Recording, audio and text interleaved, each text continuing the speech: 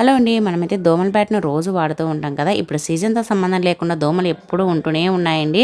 ఇంతకుముందయితే summer వచ్చిందంటే అసలు దోమలే కనిపించకుండా ఇప్పుడైతే సమ్మర్‌లో కూడా విపరీతమైన దోమలున్నాయి. మరి దోమలను మనం చంపినప్పుడు దీంట్లో ఇరుక్కొని పోతూ ఉంటాయి కదా! అవి మళ్ళీ దోమలను కొట్టినప్పుడు అవి కొద్దిగా వాసన అయితే వస్తూ ఉంటాయన్నమాట. కాలిన వాసన.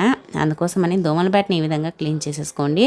ఎప్పటికప్పుడు నీట్‌గా ఉంటుంది. చూడండి, ఇలా ఒక పాతది ఏదైనా బ్రష్ తీసుకొని దీనిపైన రుద్దేసేయాలన్నమాట. మనం డైరెక్ట్‌గా చేత్తో కానీ అస్సలు పెట్టలేము. కరెంట్ షాక్ కొట్టినట్టు కొడుతుంది.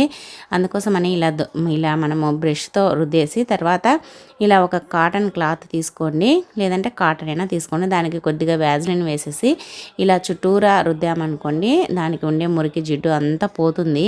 అలాగే చూడండి, ఇలా మధ్యలో రుద్దేటప్పుడు బ్రష్ కింద ఆ కాటన్ పెట్టేసి రుద్దేసేయండి. మనకి దోమల బ్యాట్ కూడా నీట్‌గా ఉంటుంది. ఇంట్లో ఉన్న ప్రతి ఒక్క వస్తువుని నీట్‌గా పెట్టుకోవాలి కాబట్టి ఈ టిప్‌ని అయితే ట్రై చేయండి. టిప్ నచ్చితే వీడియోని లైక్ చేయండి.